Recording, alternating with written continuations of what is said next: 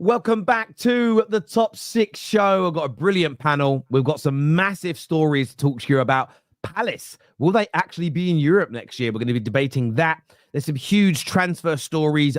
Mbeumo to Manchester United. Has it just taken a step closer? City on track to spend over £500 million in 2025.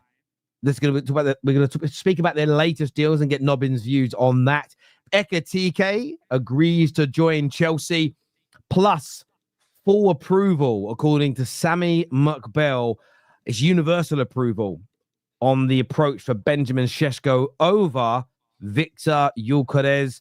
Big reports this morning we spoke about that personal terms with Gyökeres are done, but it appears Arsenal, not the player, but Arsenal are moving in a different direction. All that. And listen, anything else you guys want us to cover? If you're watching live, get your comments in, member chat, super chats, anything you want us to discuss, we will go through and we will talk about. And yes, Tekka Dave, I've seen that a few betting sites have Liverpool as the favourites, but I haven't seen any stories. It's very hard to talk about it, but it can come up. Comment, let us know what you think and feel, and we'll have a conversation about it. The panel's brilliant tonight, though. Nobbins is back by popular, the famous Nobbins. I saw City legends before the money. Yeah, I saw James Alcott calling you out, mate. How are you? I've deleted all of your phone numbers. If you would like to get in contact, you will need to get in contact with my secretary. Yeah, I'm doing very well, thank you, mate. Thank you for having me on, as always. Man like Wolfie is back with us. Or listen, after he gave it the big one like he was a wolf about getting Champions League, he's now a poodle on the show after losing to Chelsea on the final day. But Wolfie is back here with us again. Welcome. Henry's here. We're gonna be talking Big Ange a little bit later, and should he get the sack? Roberto is here. You're a Chelsea fan, right? Am I wrong? Yes, sir. You are. Yes, sir. I do remember. I haven't seen you in a while, and I was like, I didn't ask. It is Chelsea. And there he is with his curtains getting longer by the day, just like the wage bill at Liverpool with all this money they're spending. Tom Little is in the house. And yes, everybody get the like buttons hit. Get yourselves subscribing to the Football Terrace.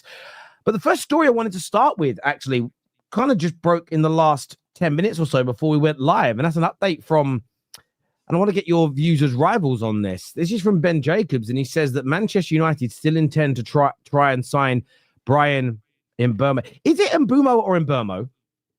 Mbeumo? Mbeumo. That's how I would say it, yeah. Mbeumo. Mm-hmm. Yeah. Just go quiet at the end and you'll be right, Mbeumo. You know what I mean? Mbeumo, yeah. Just call him Bryan. Bryan. Man United is trying to sign Bryan. Yeah, because yesterday everyone was saying that it's Mbeumo. See, that's what I mean. Every day it's like different.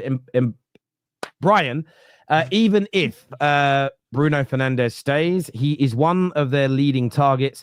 So the Man United captain has been deliberating over the weekend's decision as expected, of course, in relation to joining Al Hilal. He says, Mbeumo. Oh, fuck, I'm done. I've ruined it, man. I've ruined it. Mbeumo has interest from Newcastle and Arsenal, but like Matheus Cunha, doesn't view European football next season as a deal breaker, making the race for his signature open. Brentford looking at 50 plus million. I just want to throw this out to rivals when you hear that update. Do you think, do you feel like Man United have got a real good chance here? I think Newcastle. I still feel Newcastle will with him. He would fit into Eddie Howe's system. He's that missing piece in their attack. He's been brilliant for Brentford. And at that price, I think Newcastle will have the money this summer to deal. And I think they can move him in Champions League. I get the whole Man U pull thing with the name and what have you, but do you not think it's just a toxic environment. Do you not think they've already got too many? They've got Gordon, they've got Barnes, they've got the other one on the right. They've got Miley, who's going to be playing as a forward. That's still their missing piece. I mean, I think Murphy's had a great season for them. I can't remember his name. Yeah, Murphy. But he's not the finish. He's not going to be their final thing going forward. Do you know what I mean? And I think they've been targeting that position for well over a year. They tried to get Elanga at the start of the summer at the end of the summer window from us last year, and even with Murphy having a good season, if they kept him, use him as depth, but they need a better right winger for me, and I just think he fits into that system. And I can see that happening if he's going Man U. I mean, you're not paying the wages you were when you were trying to, pull it in under Jim, and the project's changed with Man United. And I just don't see how you jump from 15th or wherever you finished back into contention. It's a longer project than that. And I think the Newcastle project, I wouldn't be surprised if they at least mounted some form of a title challenge next season. Keeping Isak with their midfield, which is one of the best in Europe. You put a little stardust in and around those extra positions, and that's a very good team. I think Newcastle need it more so because they're back in the Champions League, and that squad couldn't handle Champions League last time. And if we are looking at the squad that was there last time you were in Champions League to the squad now, it really isn't that much difference.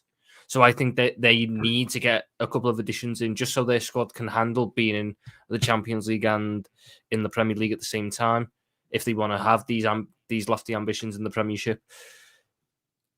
And Mbeumo to United, it depends how quick these players think their project will work at United. It depends how quick they think the project will be back on track at United. United will be back competing for these places that Newcastle are competing for. Because if it's going to be 2 years, I could see a player like an Mbeumo choosing that because the allure of United is still bigger than the allure of Newcastle.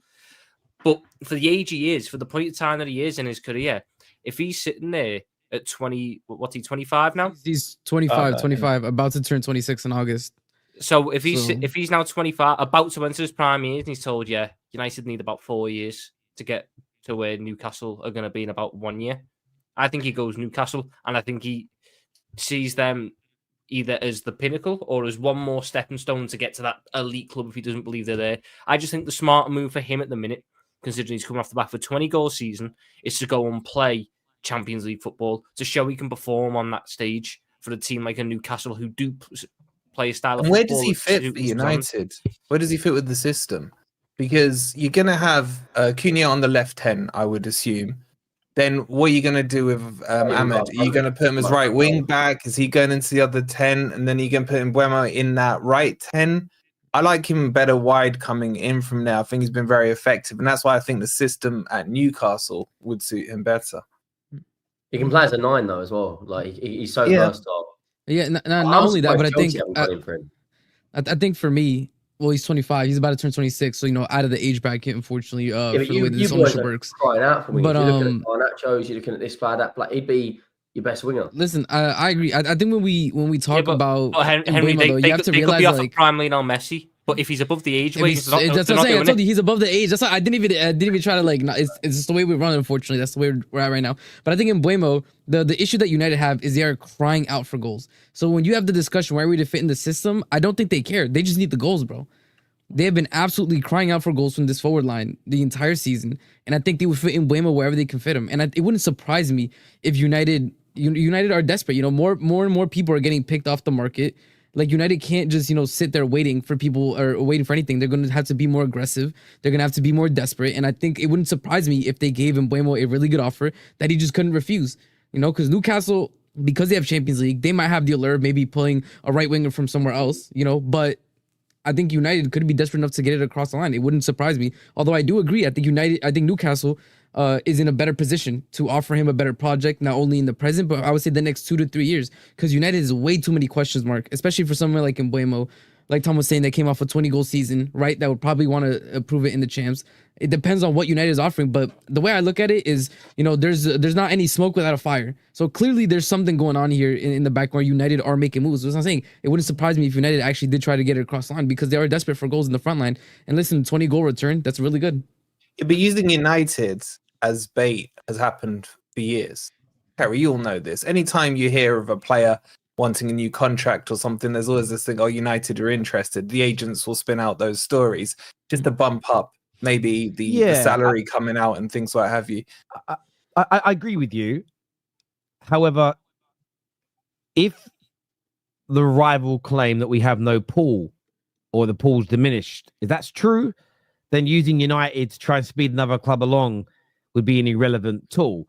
If they are still using us to speed other clubs along, it debunks the theory that we have no pool anymore. So I think rival fans again, logic dictates, and I'll always go to Nobbins on this because he's always the most educated person we have on the shows.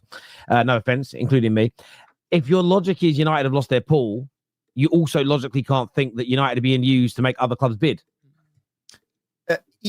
Look, United have always had pull and they always will, but my query to that has always been, is it the right sort of pull? Because it's all well and good attracting lots of these lovely players. Like, it's wonderful that you could attract Di Maria after you put in like a man of the match Champions League final performance without Europe. But then my question is, what sort of characters are you pulling, and are you pulling the right players for the right reasons? It's viewed as a good thing that you're able to do that, and there's a number of examples there. I would actually look at that as a counter, and I think there are some players who view United for the wrong reasons as this. I don't know if cash cow is the right term, but that sort of thing. Whereas there's a club like Newcastle with a different sort of pull, and therefore they're attracting the right caliber of player. So yes, of course, United still have pull, and they always will. But again, at the stage they're at now, if they are still able to attract these elite players or whatever, my question would always be, well, why are those players really going there? Like, is it because it's the status of the club and blah blah blah blah, or is it just because they sort of just want to chill? They want like a relatively easy time. Which is also fair logic to have. So if attracting Cunha's and Mbeumo's are considered the players want to chill or they're there for the money, who are the caliber of players that we should be looking to sign who you believe would be joining us for the right reasons? Who are these players that fit the category? That's what I think. I actually think that Cunha is the sort of level that United should be going for right now. So I don't look at him as a signing of he falls into this category. I think that is a sort of ilk and profile player that you probably should be going for. And I do think that Mbeumo would also probably fit into that category as well ordinarily. But if there's a club like Newcastle who also are after you, that I just find it tricky for him to make that decision, because I think it was like Wolfie and Tom made the point that it'd be a far more seamless fit at Newcastle, and obviously they're far more ahead in their project. It's a far more exciting proposition for a player who is now at the stage of their career where they've got like, what was it? What did we establish he was? 25, 26? So he's got, great. So he's now, if he gets like a 5-year big contract, this should be his big chance, his big move, his big contract to then push on into his prime years. It also tells like players like Alexander Isak that Newcastle are going in the right direction, and you should stay here when you're signing one of the best wingers in the Premier League. 100%, yeah, definitely. Listen, Newcastle are the front runners. There is no doubt about it whatsoever. At the same time, as a United fan, and again, what you've said, Nobbins, logically holds water. The problem is with everybody, if everyone follows that logic, they might put different types of players in there. Some might look at Cunha and go, no, it's too good. He must have gone there for the wrong reasons. It depends on then your subjective view of a player. But for me, look, Newcastle are the favourites, but I wouldn't be surprised if we landed him. And maybe I'm biased because I'm a Man United fan, but I don't think clubs like Manchester United, I think we'd have to be out, and this isn't a dig, Wolfie, this is genuine. I think we'd have to be out the top flight as long as you were to lose our pull. As in to lose our allure. I think United would have to be in the Championship for 10 to 20 years to kind of lose their allure. We are that big, that famous, and that popular around the world. Even in our, you've got to think about this, in the last 5, 6, 7 years, it's been the darkest time we've had since the 70s. And there's only been 2 teams in England that have won more trophies than us. So from a glory perspective and a trophy point of view, even in our darkest times, we've outperformed the vast majority of other clubs in England from a trophy perspective. We are on our knees right now. At the same time, I think what is an attraction to players, because you've seen this happen with Liverpool, if you do join a project that works, and we'll see this summer, we'll see who comes, we'll see how we look next year. If Man United starts shooting up the table next season, and you're Mbeumo, you're Cunha, you're Belieber, your Gyökeres, or we have been linked to Ramos from PSG today. We can touch on that in a moment. If you're those players that come in and we do start to get better, the level of status, the level of fame that you get far outweighs what you would get at Newcastle, what you would get at Leeds United, what you would get going to Aston Villa this summer. And that is something certain players will still be willing to gamble on. And it's why Liverpool didn't win a Premier League title for 27 years, but they were still able to sign some of the best players, best up and coming players in Europe, even when they were in dark times, as an example. So look, we're not in a great space. I'm intrigued by this news because it isn't kind of going away. Terry, think blue, then drop the L to boo. Okay, so Mbeumo. Okay, Mbeumo. Right, that makes a lot more. I need it spelled out. I can't just say it. My dyslexia don't work like that. Mbeumo. That's for Mbeumo. That makes a lot of sense. Man like Bryan. Therapy from Terry. Listen, bruv, you beat us in the final. But you're still Spurs, bruv. I'm sorry to say it. Like, well done. Congratulations. But I wouldn't swap that trophy to be you. I wouldn't do it, mate.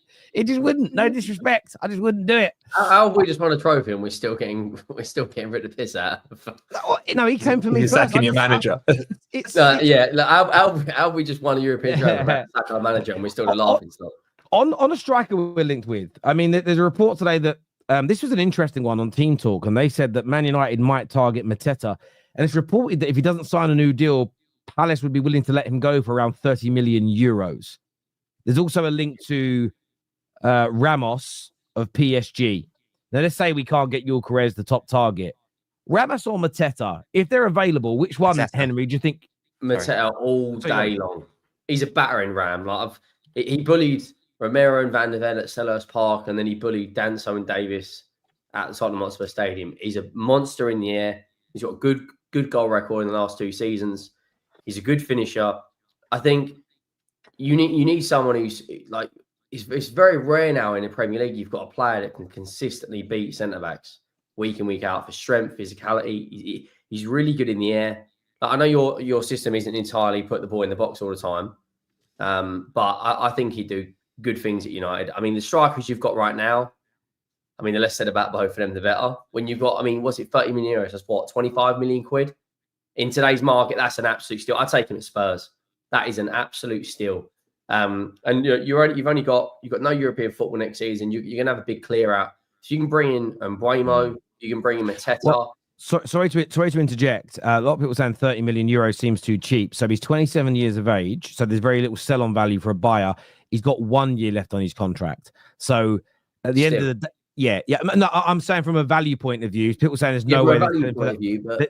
Hang on. Just one second. Let me finish. The sense of view is people saying there's no way they'd let him go that cheap with 1 year left on his contract. I know that they want him for the Europa League, but you've seen how much it means to supporters of clubs to get money for players and they're not leaving on a free. Look at the reception Trent's got versus if they got full whack for him. If Mateta says no to a new deal and then he walks out for nothing next year, that could be more damaging to Crystal Palace. Getting 30 million for him and reinvesting that in a good prospect is there. So, yeah, that wouldn't be bad business if, Man United or somebody could go and get him for that kind of money. What other strikers are you linked with other than Mateta? I know you just said Mitrović. Mitrović has been linked today. Yep. Who's that? Sorry, Mitrović. Yeah, Mitrović as well. Yeah. I mean, I'm not upset. From Al-Hilal. Yeah. Yeah, I'm not even upset. He would be perfect if you got him in for a year or a loan. He's another battery like that. Yeah. I think Ramos just makes a bit more sense. I think that United have got a lot of Premier League quality. If they get Mbeumo, they've got Cunha, they've got Mbeumo, they've got that Premier League guarantee there. Gonzalo Ramos, Mateta is what he is, very good at what he does. But I don't think what he does is necessarily the right fit for what United need their striker to do. You'd be getting a much more refined version of Hojlind. Now, you can't really judge Hojlind because Hojlind is utter garbage. But that type of striker, I don't think is necessarily the way that it is the type of striker that maximises the two forwards behind him, either side of him. I think what you need is a striker like a Ramos who's comfortable dropping in a little bit deeper, much better at link up, and is a lot more willing to run channels and create space for others by his movements and by his running. It's hard to really make the best judgments on him because he's played such limited minutes in League One, but his data is very good for an underlying forward. And I just think it makes a little bit more sense at this point in time than a Mateta does, because I think Gonzalo Ramos is 23? Yeah, he's 23. That's someone who can be there for a bit of a longer term project as well. Because it comes down to how quickly you think United can return back to the levels. Do I think you will return back to the levels that you need to be for Mateta to have this real impact that everyone's saying. I think it takes a bit longer than that. I think it might take 3 years for United to get back in Champions League football, just because I think all the other teams around are making a lot of smart decisions and there's a lot of ground to make up there. If it's going to take 3 years, you're spending 30 million quid on Mateta, and then once you finally get into that spot, you've got to replace him. Whereas Ramos, if you get him in and he starts working out, by the time that 3 years is done and you're back in that position, he's entering his prime. I think you need to have at least one forward like that. He'll be about the same price. What about wages, though? Like, Ramos is coming from PSG, so he's going to be earning a pretty penny. I think these are the sorts of signings United need to be avoiding, whereas a Mateta, that just makes a lot more natural sense to me, given how I think United's direction should be going. Ramos is on whatever that is in a week, 90 grand a week. Is that Capology, though? Yes, so who knows? Yeah. PSG have like the highest wages in Europe, I believe. So he'll be on a fair whack. I just don't know if it makes sense. I like Mateta a lot. Maybe it's like FA Cup final bias, but I think he's class. Yeah, and also I think this comment is bang on. He's playing the system already. He is utilizing the 210s in behind him in what Palace are doing. He's the classic phrase, prem proven. You got to remember with Mateta, when he first came into Palace, he was utter garbage for the first kind of 6 months or so, and then found his feet. You'd expect the same really with Ramos, who's not regularly starting for PSG. Yes, he was banging in the goals at Portugal, but we've seen players coming from Portugal into the Premier League haven't always suited. Darwin Núñez, for example. So I think the safer play, and I get what you're saying about United getting there in 3 years. The issue is they need to get there. So it doesn't matter how they get there and then worry about is Mateta past it or what have you.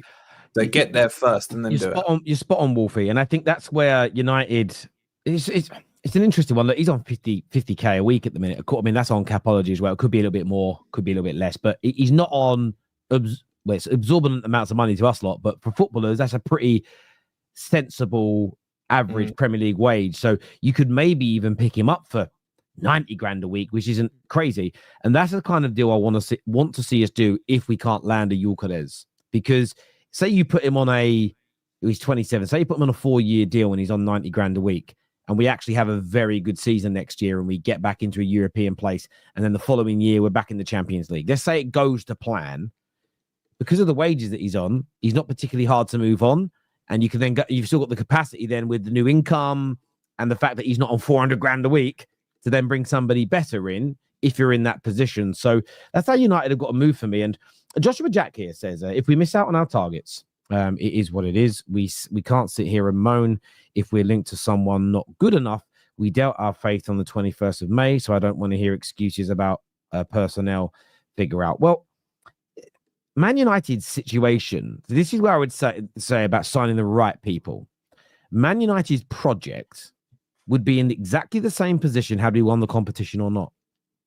Whether we were in the Champions League or not next, yes, you could argue we could attract better players, but it's still going to take us a similar amount of time to fix a club. If someone goes, I hated United project, the project stinks, but now they're in the Champions League, it's amazing now. Well, the project's the same. Just because we were in one extra competition doesn't change how we're going to play football, who's running the club, and the profiles of players we're targeting. The only thing that's changed is we're not in Europe and we don't have that additional bit of money. In terms of where we sit in the reality of football, that's why after I got over the loss, I was like, well, the only thing that's changed is money, and we maybe can't buy. And you're talking 1 or 2 players in the current market less this summer that we can bring in, but nothing else has changed. And I think if someone was like, no, don't want to join you, don't like it, they got in the Champions League, it's a perfect project. Well, that doesn't even make sense, because all the things that have come out today as to why Delap was unsure, those things would have existed if we'd have beaten Tottenham. If Luke Shaw's header goes in at the end and then we win on penalties, why does that make us a better team? Because we won that trophy? It doesn't. So I get where you're coming from, Joshua Jack, but our fate wasn't sealed on the 21st of May. We've got to this point over 12 years, and we should not and cannot allow the Glazers to get away with that and go, that one loss in a final has put us in this position. It's crazy talk from me, brother. It's crazy talk for me. It's so much more than that. This here says, I think United should sign Nkunku. Listen, bruv, we're desperate, but we ain't that desperate, my friend. We ain't that desperate, but we will see. Sterling to Man United is on. No. A couple of years ago, I wouldn't have minded that, but no, don't give us Sterling, please. But it's also, if we make weird signings like that, then I am going to start to worry about what our plan is, because that would be horrendous. That would be horrendous if we were to do something along those lines. But viewers, give us your thoughts, give us your opinions now. Get the like button hit if you haven't done so already. I'm checking to see if any other new updates have come down since we've been talking about this. No. Moving on from Manchester United, I wanted to talk a little bit about City, Nobbins, because looks like you're going to get Cherki. Loads of talk today about Nouri coming in. Decent prices for the two of them as well. Excited? The right profiles to get you back into title contention? Yeah, definitely. Yeah, they're definitely the right names that we should be being linked with. Before like this summer window, we needed a left back, right back, at least one all-round midfielder, preferably two, and maybe a more creative option as well with De Bruyne leaving, maybe even a goalkeeper if Ederson also leaves. We're being linked with the right players in the right positions. Yeah, it's wonderful. Nouri, we haven't had a fit left back who's an actual left back since Kolarov. You know, that's how far back we'd have to go. So we signed Mendy, but he got injured immediately. It's in the interim we were playing right backs at left backs and centre backs at left backs and et cetera, et cetera. It looks like City wanted to pursue Wirtz. We got rejected, seemingly, as Tom Smuggler face. So why not go for someone who, certainly in respect to the creation numbers, is also up there, but seemingly at a fraction of the price. Very young player, and yet a very experienced player in Cherki. I think he's been playing senior football since he was like 17 years old. He's been a consistent mainstay for Lyon since then. So that's a really good signing as well, if it happens. Reinders, perhaps a potential Gundogan replacement long term.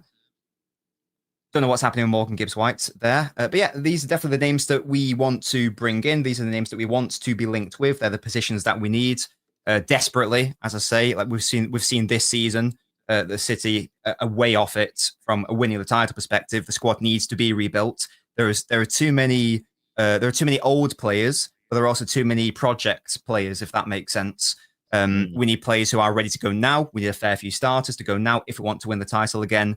And obviously City do want to win the title again. So yeah, I'm very happy so far with the names that we're linked with. Of course, we have to still buy them, but it's investment that absolutely needs to happen if City want to get back to title winning ways. This rebuild should have happened maybe even 2 years ago, you might say. We got away with it last season, or 2 seasons ago, whatever. We weren't able to get away with it last season due to injuries, due to a multitude of factors. So yeah, I'm very happy so far with the news and the rumours. With all the news and the rumours of you getting Cherki and Reinders, the big question for me still is, where does Foden fit in all of this? Because I think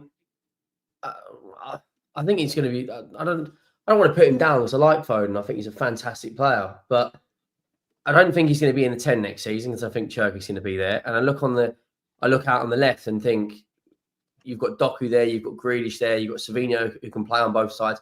Do you think he will just go back out on the left going into next season? No, I'd rather he not play than be played out wide, to be honest. It's also on him. Like, he's got to come back to the levels we know he's capable of, but let's assume that he can do that. Yeah, but where's the balance now? You've got like Ryan Cherki's just had a 30-plus goal contribution season, been unbelievable at Lyon. Do you bring Cherki in and say, look, you've got to earn your place into this team. You're not going to be slotted straight in.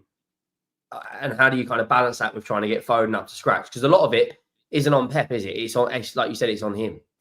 Yeah, but I don't think it's a problem because we don't play with a 10. We play with 2. So we've had Foden and De Bruyne, we've had Gundogan and De Bruyne, we've had Silva and De Bruyne. So City don't tend to play with one sole interior player. We often play with 2, sometimes even 3. We might see that next season. So I don't see why you couldn't have a situation where if you wanted to play both of them as the 8-10s, You could have Foden on the left, Cherki on the right, left of centre, right of centre. That could easily happen. You could always drop Foden slightly deeper on ball if you wanted to as well.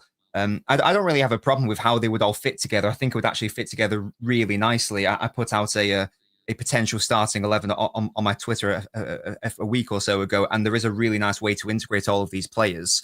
It would involve not playing any natural wide wingers, so you couldn't play Doku and Savio at the same time. But that's fine because I want to play Marmoush out on that left side, but have a left back push up. So Marmoush is really playing more as a second striker. I don't mind technically having Cherki starting off the right, so long as the right back pushes up, so Cherki can actually be playing in the middle. So I don't think it's too much of a problem, to be fair. You could very easily make a very strong side, which features all of Rodri, Reinders, Foden, Cherki, and you can still have room for Marmoush and Hojlind as well. It can still be a very balanced side, to be honest with you. You're looking at Livramento as well, and he's like fantastic on the overlap. Yeah, that would be literally would be the perfect signing for us for a number of reasons. We need a right back, of course. He's also very good, but also if City sign Reinders, Cherki, and Nouri, we are at our non-homegrown capacity. So the limit in the Premier League is 17. So if all those 3 players, right now we're at 14, if all those 3 players came in, we'd be at 17 before any outgoings. So we would by definition have to sign a homegrown player or sell some non-homegrown ones. But ideally you'd do both. So yeah, he'd tick a load of boxes for all those reasons, 100%. Yeah, he's only 22 as well. So yeah, I can see Grealish going as a homegrown player sold immediately. I can see, it wouldn't surprise me if we went in for him.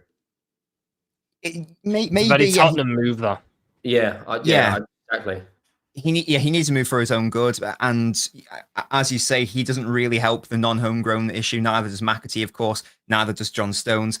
The players we need to be moving on are, Kovacic, who recently got an injury, so he's now probably impossible to move on because he's going to be out for a few months. We need to try to be moving on Gundogan. He's got 1 year left on the contract, potentially moving to Turkey, and also Bernardo Silva as well. Like, these are the players we really need to be thinking about moving on, especially if we're bringing in players who can play in their position. So a lot of work needs to be done for City in the window. As I say, if I can figure out the homegrown quota issue, obviously City will be able to do it. So I'd like to think that they know what they're doing there. Well, obviously we'll have to wait and see. Gibbs-White fixes your homegrown quota, doesn't he? What's that, sorry? Gibbs-White will fix your homegrown quota. Well, so I would like Gibbs-White, by the way. But the problem with the Premier League rules is that it's not you need a minimum number of homegrown players. It's you can have a maximum of non-homegrown players. Yeah, exactly. So absolutely, Gibbs-White coming in would be great, and he would solve a potential longer-term problem. Because even next year, Savio and Kusanov, technically, right now, as far as the Premier League are concerned, are under 21 players, so they don't count. However, even though they are 21, but next year they will count and they will go on that list. So there's even more work for extra players. Who is City looking at as their marquee signing? I mean, maybe it is Cherki. He's just cheaper, and I think I was talking about this with Chelsea the other day, and Ben Jacobs said that Delap's the #1 target. And although Ekitike, we're going to get onto that later, may come in, he's more expensive. Delap was only 30 million because he had a buyout clause. He could still be the main guy. It's just you can buy him cheaper. So it could be Cherki, but obviously Wirtz was the sort of the star you were going for, but that didn't happen. He looks like he's going Liverpool. Who is the star player you link to, the man that's going to cost the big bucks, do you think, to really move the needle for you? Probably based on the players that we've named there, Livramento would be the one who would have to cost the most amount of money if you can even convince him to get out of Newcastle. Newcastle are in the Champions League. They don't have to sell, as far as I'm aware. They seem to have a very good project there. Even if he did want to leave, they'd be demanding, I don't know, 70, 80 million pound plus for a player like it. If you think that Walker went for 50 million 8 years ago, I know he's not as good as Walker, whatever, but still, 8 years ago, he was 50 million quid. You're going to be looking at around 80 million, aren't you? For 80 million quid for the right back. The game is gone.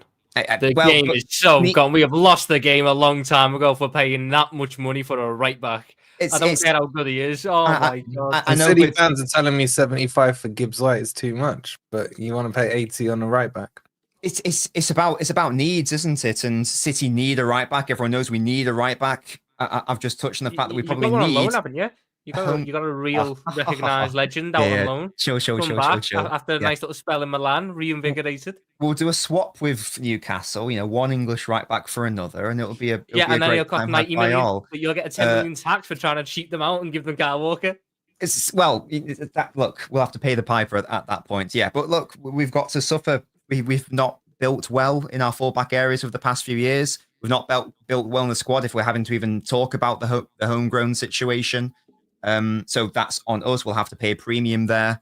But hey, if you're underpaying for a wonderful star like Cherki, then look at it as a bundle. Yeah, and total, you get you pay overpaying for Livramento, but you're underpaying for a player like Cherki, who probably should be going for more like, I don't know, 60, 70, 80 million player of his talent and quality. So I guess in price, my ideal star signing would be Livramento, but in name and player ability, it's Cherki, because I think everyone's going to really, really like watching him play if he's signed for City. Rangers is the one that I look at with a bit of don't like City getting him, because he is mega. He's been Milan's best player this year. They've not had any really good players, but he's been their best player in big games where Milan have done well. It's always Rangers who's popped up with the moment or ran the game. The fact you're getting him is more of a concern for me than a Cherki. I know Cherki's dead good and he done really well against Man United in the Europa League, and he's got good numbers and this, that, and the other. But those type of players are a little bit more of a gamble. Rangers is just, I think he's got all the minerals to come in and just be one of them best midfield. I'll put it like this: he's got the chance to be as transformational as Bernardo Silva was when he moved into midfield for City. And I think that, to be fair, I totally agree. That's a different question entirely. Like we were talking about star players, but who's going to be the most transformative player? And I do totally agree with that. To be fair, Tom, if we think about what was City's midfield this year off ball, it was primarily Kova Gundogan, Kova Bernardo, some combination therein. That's one of the worst out of possession midfields in the whole Premier League. It's not particularly good on ball either. And next year it could be Rodri Reinders. Now that is a ridiculous upgrade to go from that to the other. So I do take your point that Reinders, from a transformative perspective, would probably be the one. Cherki is more of like a cherry on top signing, I guess. This is why I wasn't too concerned about the Wirtz situation, because I want, before we even touch on getting a 10, I want to get my fullback sorted. I want to get my 8s sorted. If I'm baking a cake, I need to make sure I have flour and eggs before I start buying Mangino cherries. Do you know what I mean? I can't. Would that not need 115 sorting though? Are we ever going to hear on that? What's that, sorry? Will 115 ever be sorted? Surely that would be more foundational in that cake mixture. Well, right now, you think 115 is getting sorted after all these years? Well, indeed. Well, that's the potential rat poison, isn't it? We don't know what's going on there yet. We'll have to wait and see. Of course, going to be next year anyway. If that, exactly, it's not going to happen anytime soon. And if it does happen, then this whole conversation is null and void. So I've sort of got to operate under the assumption that it's not going to happen. If 115 was a serious concern, players wouldn't be joining Man City. Precisely, that's what I'm saying. Like, at what point are we actually going to do it? Well, they would have been given representations, wouldn't they? Because there's no way a player signs for City now and doesn't have the conversation with their agents and go, right, but this has all happened. So they would be reassured, even if it's not, because I think like Sam Lee of The Athletic said that there's no contracts. Sorry, there's no City players with contracts who have like a specific 115 clause. However, from a legal perspective, if you negotiate under the pretense of we aren't guilty, haven't done anything wrong, and then you get found guilty, then that's cause for misrepresentation and that makes the whole contract null and void. So then they'll be able to leave. Yeah. So they'll be chill from like a legal perspective. I wanted City to have a couple more bad years. I had so much fun with you being crap this year because it hasn't happened for ages. They're going to be a big threat, though. But watching Pep, Benjamin Sesko. Oh no, I'm more worried about that midfield getting rebuilt. If you had Gibbs-White as well, because I know that the stuff has sort of cooled a little bit on him, but I remember seeing that Ornstein said he was a top target if you don't get Wirtz. If you can field a midfield next year of Morgan, Gibbs-White, Reinders, and Rodri, and then when you're against the really crap teams, you can go, you know what, we can rest one of Gibbs-White or Reinders. We'll put Cherki in the midfield. We'll put Foden in the midfield. We'll just go and dominate them like that. Where you got killed this year was your midfield got run through by everyone. Anyone and everyone could get through that midfield because Gundogan and Bernardo Silva could not hack it anymore. You're now getting, if you get Gibbs-White, Reinders and Rodri, you're getting 3 of the best athletes. It is one of the big things. You're getting 3 incredible athletes. Provided Rodri is back to his levels after that ACL, you're getting 3 ridiculously good athletes who can cover ground, get up and down for 90 minutes, win their duels, can carry the ball up the pitch. It fixes all the problems you had in your midfield. Now, there's still a big thing I have that I do think it's very Haaland-centric. Now, albeit there's a good problem to have. My striker's very good at scoring goals. We want to give him the ball as much. If he does go through these periods where he's not getting the goals, is the system designed for others to get it? But that's a side problem. The fact is, your big problem was your midfield was so easy to get through, and you could get battered in the midfield, and you were losing so many midfield battles against teams that shouldn't be winning it. And now you've just decided, you know what? We're not going to lose. Very few teams will beat us in a midfield battle next year. Yeah. Mm-hmm. Yeah, 100%. So if we went to like a team of the season that we like debate about, and we get to like the midfield section, normally like we all agree that, you know, at least 2 of the 3 players are City players, for example. You know, that's how strong City's midfield has been under Pep. It's the core of their side. And you're quite right, Tom. This year it's been one of the worst in the entire Premier League. But now with names like, you know, Rodri, Reinders, Nico G, Foden, Gibbs-White, Cherki, we can even add Bob into that, Echeverry perhaps. All of a sudden it turns to one of the best midfielders in the world, arguably. Yeah, definitely. Yeah, listen, it's going to be an interesting year for Man City, no doubt. Give us your thoughts and opinions. Will Cherki get a chance to express? A few people are suggesting that Pep Guardiola might suffocate him with tiki-taka and process. Yeah, I feel like, look, as much as I've defended Grealish at this club, he's done irreparable damage to Guardiola's image, because I don't know where this comes from that Pep like stifles creativity. I mean, look at the sides he's had under his tenure, and look at the players that he's coached and managed. Like players can I step in as a United fan? I want to step in. And you're a City fan saying it. Grealish, I used to have people on here tell me, no. This is why it happens. City fans created this, not Pep. Grealish ain't done the damage City fans did. The same as Liverpool fans when they used to say, Klopp tells Trent not to track his runners, to leave his men. So if we win it back, he's ready to counter. They used to lie for him.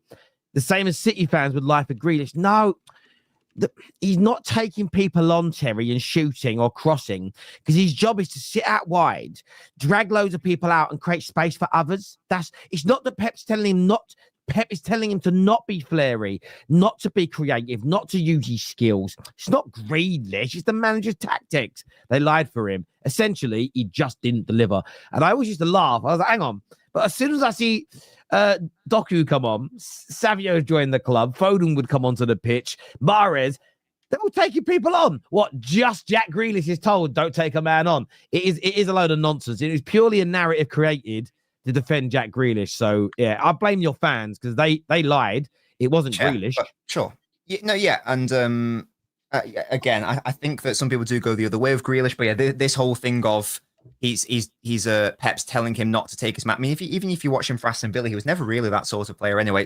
It's Grealish's own fault. And again, I'm a big Grealish defender and fan, but it is his own fault that he never became as direct as he should have been at City. And again, you look at Doku, you look at Savio, all the other wide players that Pep's coached over the years, whether it's Messi or Pedro or Ribéry or Robben or Sane or Sterling or Doku or Savio. But the message is that, he doesn't like wide players. We know that's not the case, don't we? And like Pep's managed the 2 objectively greatest playmakers of modern football era in Messi and De Bruyne. And people are saying that he stifles creativity. It's just not. It's just not. I just look at Mahrez. I know we mentioned them. Mahrez and that City team. Mahrez and Sane were the ones that were Mahrez to a lesser extent, but they were given the freedom to do what they wanted when they were on the pitch. And that was why when I saw Liverpool up against City, they used to scare me more than most because they were the ones that had the license. I think the biggest misconception is Pep will give freedom to a player who deserves the freedom. He's not going to give freedom to a player who's just going to be a liability if they have it. But if a player like a Mahrez can be so impactful when he's allowed to be free, he'll let him do what he wants. It's just output. Grealish has never had that output to warrant being free. This is the thing. A manager like Pep will let someone like Messi essentially walk around a football pitch because the output is so high, you can get away with it. The problem is you can't afford passengers when there isn't something massive at the end of it. You can't allow someone to express themselves loads if at the end of it, the crosses are not good enough, the shots are not good enough. They've got to pass the ball to other people. Otherwise, you're not going to score goals. But yeah, I think Cherki will be okay personally. Viewers, give us your opinions, give us your views. Moving on and talking, we're going to go to some more super chats in a minute. We'll come back to some more. But report from Simon Phillips, Roberta, I want to go to you on this, is that Ekitike has agreed on personal level to join Chelsea. He wants that Chelsea move. You're looking at potentially around 90 million euros to sign him. As a Chelsea supporter, how excited are you about this prospect of the young man coming in? I mean, honestly, I wasn't fully sold on Ekitike, but I think after listening to a couple of other Chelsea fans talk about it, and even some Liverpool fans kind of give their opinions on it, I think my mind has changed. I think he's definitely a young promise. The price is definitely overinflated, I'm not gonna lie, but it's looking like there are two players in Strasbourg that Frankfurt might want in return, so we could lower the price, kind of do, you take a Strasbourg player, we take Ekitike for a lowered fee. I think it's good. I think a lot of Chelsea fans are against it, but I think Chelsea fans haven't realized that we have suffered for 2 seasons through Nico Jackson. Like, anything will be a breath of fresh air compared to what Nico Jackson was offering us for almost 2 seasons. And I don't think it's awful. I think if we get in a quality left winger, I don't think that not getting the star, striker is going to weigh as much on the Chelsea fan base. I really do think that Delap and Ekitike is a solid 1-2. I think whoever actually bangs the most for us, whoever bangs in the most goals should be the starter, and we should go from there. It should be survival of the fittest. I don't see why anybody should be the out and out starter, especially after Jackson has been basically had the red carpet rolled out for him and had free reign of that front line and disappointed us time and time again throughout 2 seasons. So, I mean, I'm excited for it. I'm happy that we're getting a different look in. I think something that for me is a positive is that Liverpool is in.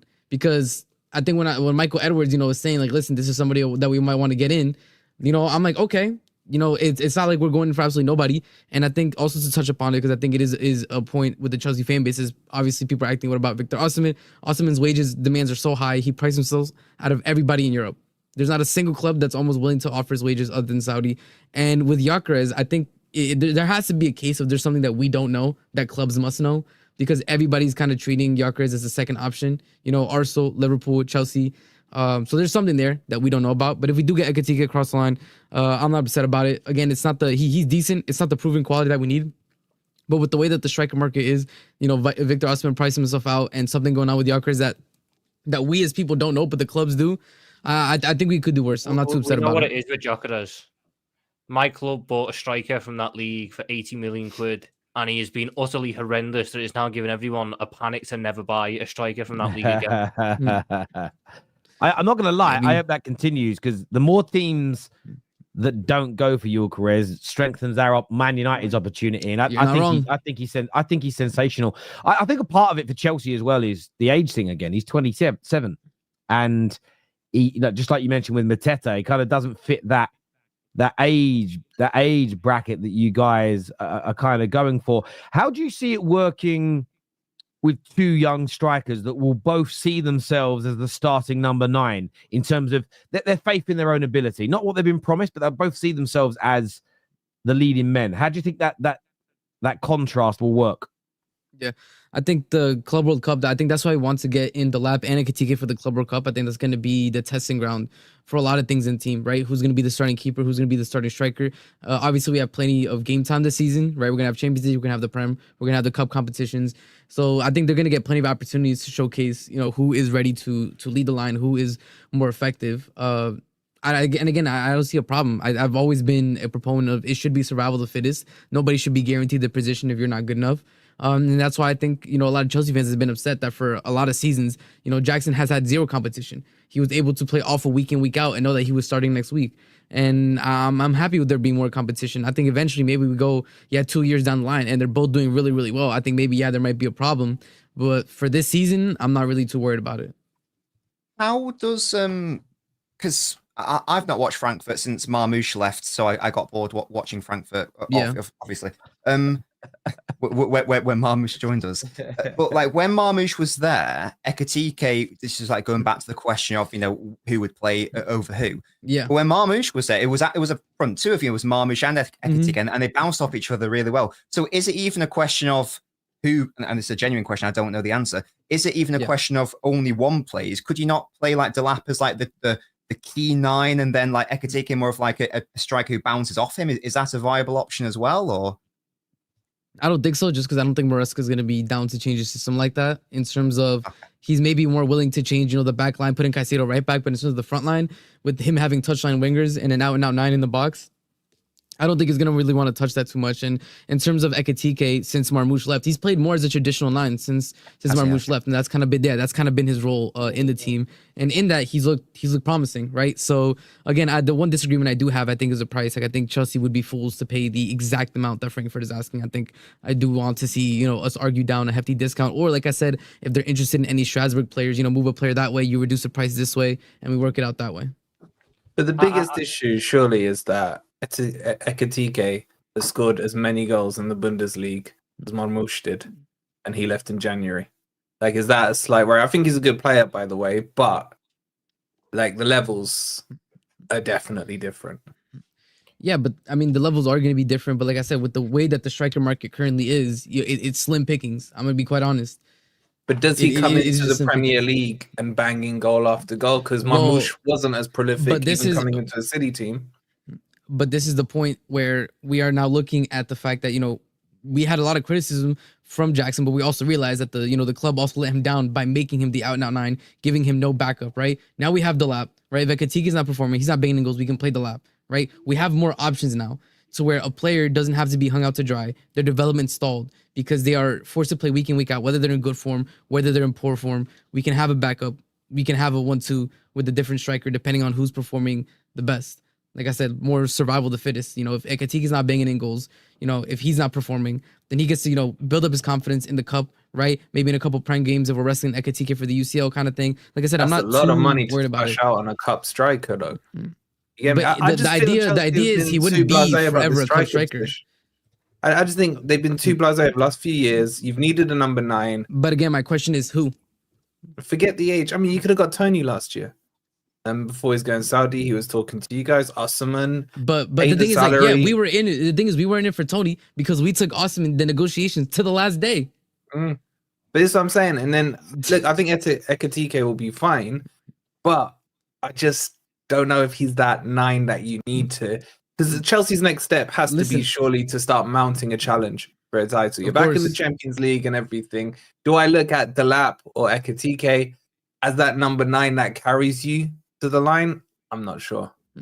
No, I agree. But once again, if I'm saying that who is the premier striker that we bring into the team, given the fact that Victor Osimhen is literally pricing himself out of the entirety of Europe, right? And then when we look at Gyökeres, is there in your mind 0 red flags to the fact that every club is treating him as second choice? Like that doesn't raise any red flags for you at all. Like there has to be something there that the rest of the clubs, every club sees, because no club is in for him as number 1. 0 clubs are in for him as number 1. So there has to be a red flag there that we're not seeing. No one's moved on him yet, but the window has already been open a day. There's been plenty Liverpool's looking at Ekitike. Arsenal's in for Sesko, right? United are still waiting around because they know that Gyökeres would have to be basically denied by every other big club, and then United can see what they're doing there. But there's a lot of clubs around Europe that could be looking for that big striker. Gyökeres is putting up insane numbers. In for Ekitike, we really were though. I think he was like. He was a name that you got big time rejected. He got big time rejected. Yeah, we must have done. No. I think for you guys are all in on words right now. You guys are all in on words right now. So I think Ekitike was kind of like, we want you guys to know that we're interested. I don't think it was like you guys were in. I agree with that because I think you guys are so focused right now is getting words across the line, which is why I also think that Chelsea want to get Ekitike across the line as fast as possible before Liverpool have the time and money to be able to focus on Ekitike. I'll be honest though, I don't think, again, I don't know how the club are thinking. If Wirtz comes in, I don't think we go for an Ekitike type striker. I think we need to pivot to more of a Gyökeres type striker. Because Ekitike is a guy who likes to drift wide and operate in channels, and he likes to arrive late is something that he's quite good at doing, arriving late. Almost like, it's a bit weird to say this, your striker arrives late into the box, but he's really good at drifting out wide and then getting in late to finish these cutbacks. if we're getting Wirtz to be the central creative hub, we don't need that. So I do wonder if Wirtz becoming available and us committing to him might change the style of strike we want. I mean, he's a good striker. I'm not going to lie, say he's not a good striker. He's not the guy I want, just because I think we're in a bit of a different position than Chelsea. You're doing the right thing, but you're doing it in a weird way. You've got your young project striker who could work, has a lot of potential, has a lot to like, but he needs, he might be a bit inconsistent. You need that security option. But your security option, who's got Prem experience, is also on the young, maybe inconsistent, hasn't necessarily proven it for a lot of time yet. So I'm just very intrigued to see how the dynamics of those three strikers are going to work, because none of them are going to accept being the backup. All of them will have moved with the intention of, I can start week in, week out for Chelsea. And that's not going to happen, because I don't see Maresca moving to two strikers, like you said. I don't think he's going to compromise his system. But that's why I said survival of the fittest. They have to prove it themselves on the pitch. Like nothing should be a guaranteed. Like if you are going to back yourself, that's the right way to go. That's the right way to go. Is you're both going to get a chance. You're both going to get an opportunity, and the best one. That great scene in The Dark Knight where the Joker breaks the pool cue and says we're hiring, but there's only one spot. There's a little bit. I mean, don't literally do that, Chelsea. That'd be crazy.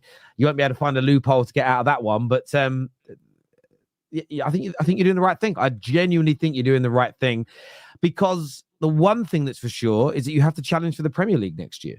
And I mean that. 4th year into a rebuild, you are easily going to spend over £200 million this summer, which puts your spend at like 1.2, 1.3 billion, and you've got to. You were there or thereabouts until December and then fell away. You can't be signing 2 strikers and whatever else you're going to do, the squad being a year older, and not look to get, I'm not saying win the league, I'm saying that mount a challenge and grow towards that stage. So that you're sticking to your model. Your model proved right last year. You won a trophy. You got into the top 4 when a lot of people, including, there's a super chat about this actually, for Tom Little, that says, hold that, Tom Little, for your Chelsea prediction being 7th. Mm-hmm. So I thought Nottingham Forest would get the job done. They should have been if we didn't crap the bed, Fans and butts. This year says Willian and Andre Santos will be the next breakout stars after Cole Palmer. Yeah, am I the only one who thinks that like one of these dead promising youngsters that Chelsea have been like celebrating loads because they've been out on loan in Brazil or Strasbourg or whatever, might just get sold this summer because they get a good offer? No, nope, 0 chance. Santos is quality. No, Santos is really good, and Willian, we literally paid. We like outbid like Madrid and Barca and anybody else interested. Like we're not like Willian is a star of the project. He's not going anywhere. He's getting integrated into the first team. Same thing with Santos. Like we put him on loan. It would have to be an insane offer for Santos for us to even consider it. Okay. I just didn't know because of the project and they're all about making all the profits that they can make. Do you think you're going to potentially come back in for Alejandro Garnacho? He has stated via his team, of course, that he'd rather stay in the Premier League. Gittins, Garnacho, and Williams are the 3 left attackers that you guys are linked to, and you nearly got Garnacho in the January. Because I've got to jump out for 10 minutes. KJ's coming in. As a question I want to throw to you in the panel: could Garnacho be on his way to Chelsea? I think that for me, I would have to say no, because one of the reasons why allegedly we didn't go in for John Duran, was because we had heard that there was different issues in terms of personality. We didn't like his personality in terms of maybe meshing with the team and different controversies and stuff that he had. So if that's the case, then I think Garnacho is off the table, especially after the comments he made after the Europa League loss and everything. I think we kind of see it as a toxic situation. And with the Gittins link, it seems like from what is being reported internally at the club is Gittins is really being looked at if Sancho isn't able to stay on as a squad player. Like we're going to get Gittins in to kind of replace that, especially because we'd be losing Sancho and then we'd also be losing Mudryk, because the club pretty much see Mudryk as a done case. Like that's just, we lost on it. It is what it is. So I don't think we get Garnacho across the line. I don't think we're interested in it. It's one of those things where it's like Garnacho says yes to Chelsea, but Chelsea didn't ask anything. I think it's just him saying like, I want to go to Chelsea. We don't care. That's cool. Chelsea signing though. It's such. Yeah. I don't think it will happen, but I could see it happening. You know what I mean? It's one of those ones where if it did end up happening, I wouldn't be surprised, because you can see it happen, or you want it to happen. No, I don't think it will happen. And to be fair, I actually don't want it to happen. I'd rather him just go away to Italy or something and do his business over there, because then it'll be less painful if he does turn out good, you know. But yeah, like no, like I don't think that's happening. But you said about Gittins, to replace Sancho and Mudryk potentially. Would you want another one after that? Because surely Gittins isn't the left winger you Chelsea fans have been dying for to take it to the next level. No, not at all. I mean, in terms of getting in, we need a winger who's able to contribute G&A. I mean, that's our biggest issue this season. We have the third best defense in the Prem, right? Say you want to say about the bums that we have, you know, in center back, our bum goal, whatever. We're the third best defense in the league. Like at the end of an entire season, the numbers speak for themselves, right? You ended up where you ended, and the amount of goals you conceded is the amount of goals you conceded. And the way I look at it is the winger situation, right? I think we were told that we're going to get in 2 strikers, and then the quotes are an important winger. And obviously this is all like club briefings, right? We're going to get an important winger. I don't see how Gittins could be that. I don't think he's 20 years old. He's been inconsistent for Dortmund. I mean, I'm looking at Dortmund fans, some of them celebrating, saying we're scamming Chelsea. So I don't think that's it. And I agree with you. I don't know. I wouldn't be surprised because our owners are really in love with Jorge Mendes. So if Leao starts getting linked, I wouldn't be surprised. Obviously there was the links with Rodrigo and stuff, but it looks like Rodrigo wants to stay at Madrid. We'll see if that changes after the Club World Cup. But I mean, I agree with you. It's not enough. It's not sufficient. And I think if we're speaking on that left wing position, then like it's a way worse situation than the strikers.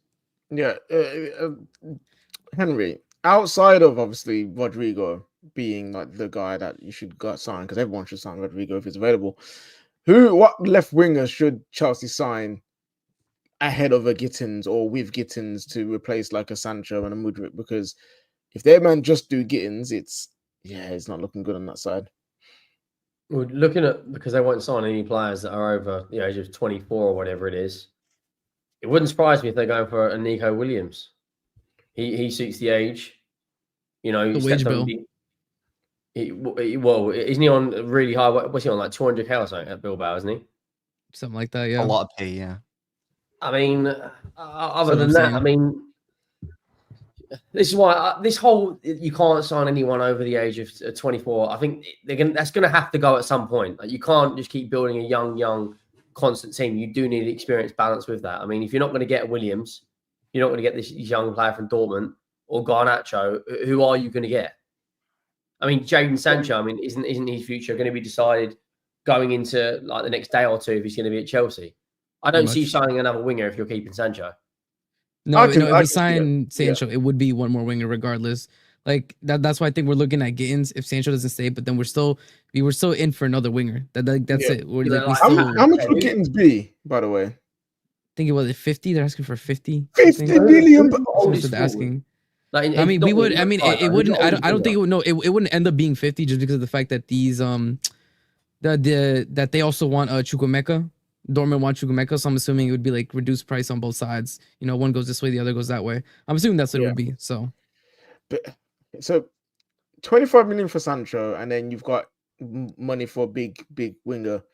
Or you send Sancho back for 5 million, but then spend more than 25 on his replacement, and then. I mean, I agree. I would keep Sancho. I think obviously it's like very divisive in the Chelsea fan base. I'd keep Sancho personally just because I think that he's going to get a lot more space to operate in the UCL than he would in the Prem. Because in the Prem, people close him down, and he doesn't have, you know, his lack of P&P affects him a lot more in the Prem than it does in Europe. Yeah. Because we saw it in the final, right? Like you saw, like people were saying, oh, like DeMarco, he's not a bad defender, but when he came against young people with talent and a bit of P&P, he got absolutely decimated. So what's the plan, like long term, with this whole we can't sign anyone over the age of 24? Like, at what point do you say, right, okay, we've got a fantastic group of core young players, and it's all three. So it's difficult. I don't know if anybody here watches the NBA, but it's pretty much we're trying to do OKC. We're trying to do the Oklahoma City Thunder. Yeah, but, okay. Other than SGA and a few others, like. But no, that's what it is. You have a ton of young players that you buy. Okay, but how many other NBA franchises? And then we hoard. And then we hoard. No, I agree. No, but this thing, I agree. This is a new and novel model. I don't know what to tell you. Like, they're trying this out. They're trying to do the OKC thing.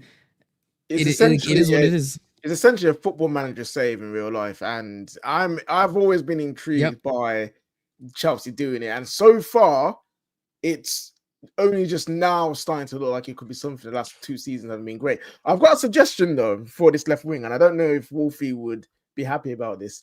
But Wolfie, what would you think about Callum Hudson-Odoi returning to Chelsea? I was thinking that.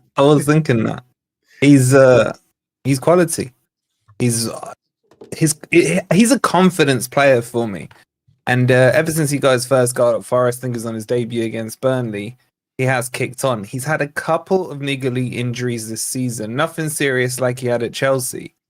But he just looks so confident. I don't think he'd go back, though. I don't think he'd go back to Chelsea. I think he's quite happy at Forest. What would you say Hudson-Odoi is worth in this market right now? Probably about 35, something like that. I mean, we only picked him up for less than 5 million, but I think his return has been good enough to put him. I think 35 is still quite a cheap deal. No, he's still young. The age he'd fit into the Chelsea age bracket, so he's still very young. I think a lot of people think he's a lot older. Yeah, I feel like he's like 26, 27. Nah, he's like 23, 22, 23, something like that, in and around that bracket. So he started very young at Chelsea. I'm pretty sure he is. Let me check. Yeah, remember, he's been playing since he's like 24. 17. Oh my god. Yeah, I thought he was like 26. Remember, he's been playing since like 17. It's he got introduced early into the Chelsea team. Yeah. He's like Raheem Sterling. I didn't realize Raheem Sterling was like 31.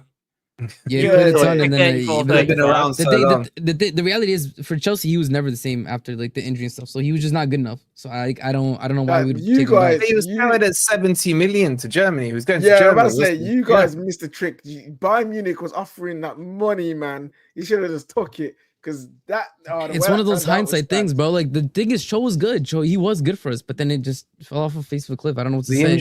The injury ruined him. The injury killed him. I don't know. He's built it back up. I don't even think he's peaked at Forest yet. I think he's got plenty more in the tank. And then obviously you got Elanga on the other side, who's had probably a better season than Hudson-Odoi. He can play left and right. He's been doing both this season.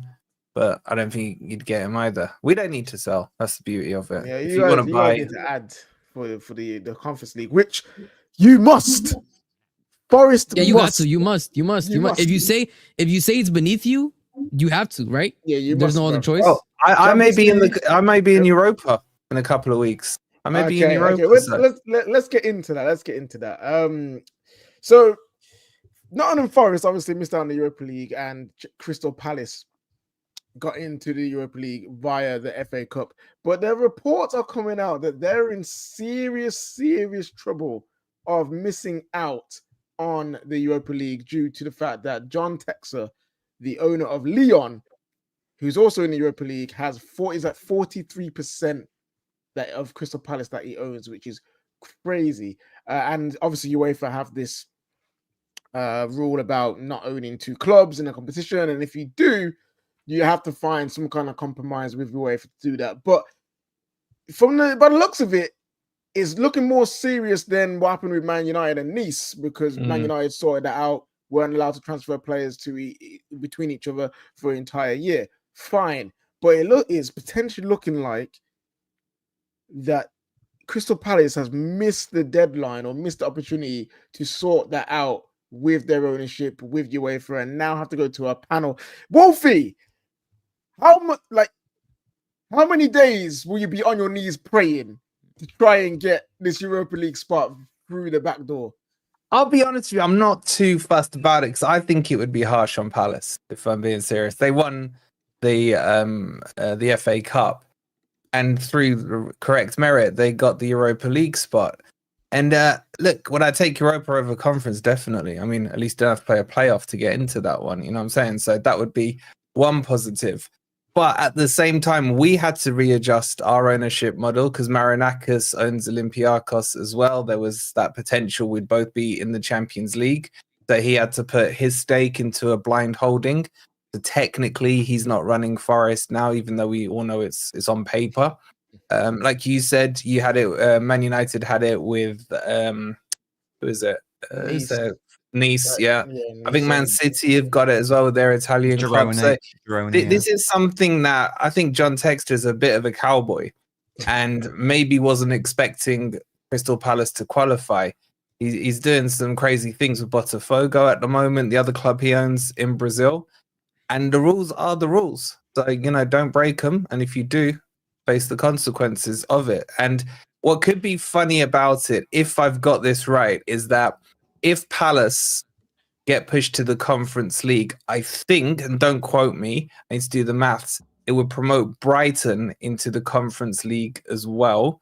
And that could potentially see a Palace-Brighton final at the end of that one. And we know they all hate each other with this so-called rivalry they have. Why would that promote? It pushes the position back into the league. So the league spots go to 8. Palace get defunct down a European category into the conference. So you would end up with 2 English teams in the Conference League, and then Forest go up to Europa. But then there's one more. There's the Conference League just gained an extra team. Yeah, but they still go through. There's qualifying stages and playoffs in the Europa League. Somehow or other, it balances itself out. It's a bit like if Villa had won the Champions League and finished 7th, and we could have had potentially 7 English clubs in the Premier League. So there's a way they balance it out in the end with qualifying stages from other countries. Fair dues. Welcome back. Sorry, guys. I put the kids to bed. That's why KJ jumped into me for a moment. Let's go to some of these super chats here that have come through, because I want to move on to a bit of Tottenham and then talk a bit of Arsenal. And then I'll ask before the end of the show. We haven't got long left, but half an hour. Big question about the quality of the Champions League, or should we be looking? Although the format was great, should we be looking to change the Champions League? I'm going to present an argument as to why. But this is a RSM. That's Roberto. In case anyone doesn't know, where do you rank your midfield in the Premier League currently? I mean, I'd say it probably ends up exactly in the position where I think we're like top 5, top 4 in the Prem. I don't think that's crazy to say. I think Caicedo, Enzo Palmer is a very solid midfield, especially when you add in our depth, Lavia. We're getting Santos in the summer.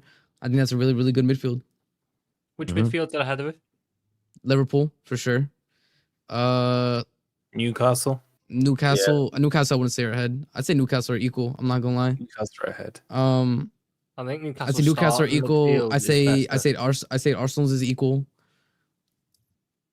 And yeah, I was gonna say I think fourth. I think fourth is around where we are. I think City, there's a lot of question marks, but I wouldn't doubt if, because Pep is a really good coach, that he gets the midfield up and running very quickly, and it looks like one of the best midfields in the Prem. So that's like my one question mark. But I think undoubtedly we're top 3, top 4. If you want to argue it, but. I don't have an issue with going for young strikers. This is from Akil. But in defense and goalkeeper, we need to buy experience. Would you agree with that as a Chelsea fan, Roberto? I agree. I mean, I said before, and I said it even before this season started, when we ended the last summer transfer window, I said I don't think we addressed the points that we needed to, because when we look at teams, I said the places that you can't compromise is keeper and striker. You can't compromise in those positions because it will cost you a lot of points throughout the season. And we saw various times throughout the season, Sanchez costing us, Jackson costing us. So, I mean, I agree. Yeah. Would be typical of United to get Gyökeres and he flops. Yeah, I mean, it would be of the last 12 years. It would be absolutely typical to do that. But equally, I heard Goldbridge say something earlier. Obviously, he was joking, but if he tweeted something about Mitrović saying, knowing Man United will end up like giving them Bruno and cash, but getting Mitrović back, right? Like a bad deal. But equally, that's something worth looking at, even if we could sign a Mateta or a Gyökeres, because we need more than one, having more than one number 9. If you could turn around and go, okay, well, look, you're willing to pay 100 million. How about 85 million and Mitrović? I wouldn't mind a bit of that as well as a backup striker. I think he's a decent player. He scored 14 goals 2 seasons ago in the Premier League. I know it's a lower standard, but it isn't like he's dropped off out there and sort of fallen off his scoring. But yeah, listen, got to be sensible in this market. Joshua Jack here says, Terry, I'm saying that because I guarantee the excuses will be that he doesn't have his players winning. That game would have benefited him. Now he has to adapt to the personnel he has not. He does not want in his squad. Well, again, this is where it's about being grown up, though, Josh, my brother. And is he solely accountable for why we didn't win that final? If we just look at the game, he could have started a different team, made subs earlier, yes. But why are we in this situation? I think what we've got to stop doing as Man United fans is looking at being reductionist and boiling everything down to this issue. It doesn't matter if we win that final, lose that final. It's a 3 to 4 year process to even think about getting back to being a top team consistently. and we need to create consistency at the football club. I think chopping and changing, going in new directions, starting all over again is still the wrong way to think. And I'm just not going to put everything that's wrong with this club right now down on Amorim because he started badly. That's what TalkSport are pushing. That's what the shitty mainstream media are pushing. And we as United fans know the reason we are where we are. And I don't think we should lose sight of that personally. That isn't defending bad decisions by the manager, but it's remembering managers have never been the sole reason we are where we are. We've got to keep that in mind. Chelsea have just signed Dario for 22 and the third. Oh, yeah, that was already announced in the winter. Yeah, the pre-agreement was signed. Yeah, nice. Another decent player. He's the Caicedo backup. There we go. Another midfielder. Well, that would make it. Yeah, I mean, I keep seeing you guys linked to Mainu, but I just don't understand it with him coming in with Lavia there, Caicedo there. It'd be a weird one. Yeah. 15th place team laughing on Nkunku. What are we doing here? Know your place. Yeah. No, I've seen teams win the Premier League after signing players that have been relegated. I'm not that one in Nkunku. He ain't improving my team. Thank you, Luke Skywalker, for that comment. Big Ange. Sorry, I'm going to get this comment here. If United buy Sterling, they have the most fluid front three of Hojlind, Sterling, and Anthony. Can you imagine fluid that? Front three. Yeah, that's diarrhea fluids. That's what that is. Hold on, and they get Rashford back from loan as well. Yeah. Don't just I don't want to talk about it, guys. It makes me sad. It makes me sad. Big Ange, do you think he's getting sacks? Some really big reports yesterday that he's essentially a dead man walking, and they've sacked him. It's just not been announced yet. You had some big changes today at sort of director level of your team. What's your thoughts on that, Henry? Do you think he's gone? Yeah, my gut feeling is we'll find out on Thursday. I think the club today announced. Yeah, where's your heart at, Henry? What do you think? Are you supporting sacking your most successful manager at the 21st century? Yeah, bring Thomas Frank in. He's a better manager, better tactician, better coach, who works with a lower budget, who's got Brentford into a sustainable mid-table Premier League team, who are pushing for Conference League after losing big players like Ivan Toney. Brentford are a very well-run football club. In terms of their recruitment, they're probably better run than.